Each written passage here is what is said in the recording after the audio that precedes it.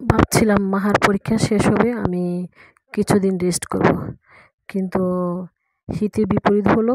এখন আমার আর রেস্ট হচ্ছে না। সে সকাল বিকাল বেরিয়ে পড়ে।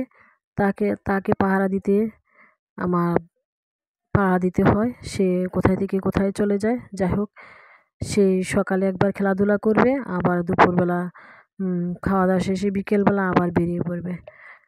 যাই হোক, এখানে আমি শীত চলে এসেছে, তার জন্য আমি এখানে মাসকলাইর ডাল কিনে আনা হয়েছে। এগুলিকে আমি ধুয়ে বেছে সুন্দর করে রোদে দিব। তারপর আমি মাসকলাইর ডালগুলিকে ছিলে পাউডার করে নেব, তারপর রান্না করা হবে।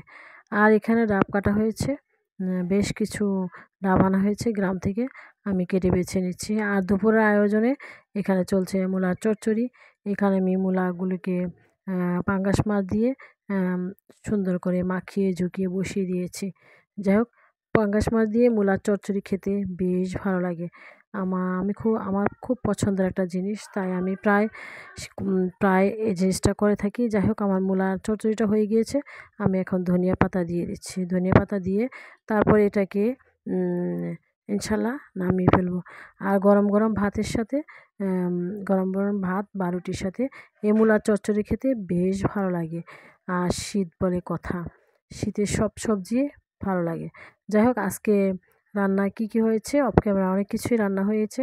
মূলার চচ্চড়ি হয়েছে, আর এখানে রান্না করা হয়েছে সিম দিয়ে, আলু টমেটো দিয়ে একটা সবজি রান্না করা হয়েছে মাছের মাথা দিয়ে।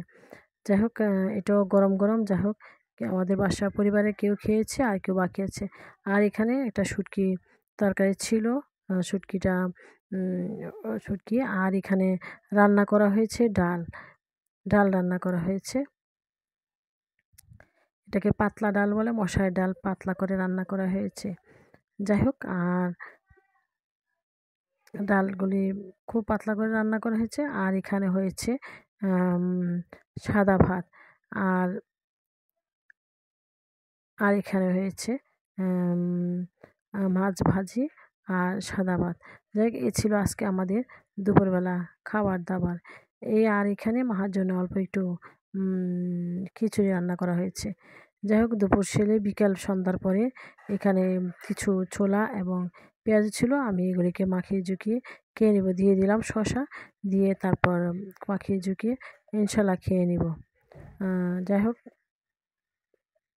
আশা করছি আজকের ভিডিওটা আপনাদের কাছে বেশ ভালো লাগবে। যদি ভালো লেগে থাকে প্লিজ ছোট চ্যানেলটার পাশে থাকবেন। আজ এখানে বিদায় নিয়ে নিচ্ছি। আসসালামু আলাইকুম।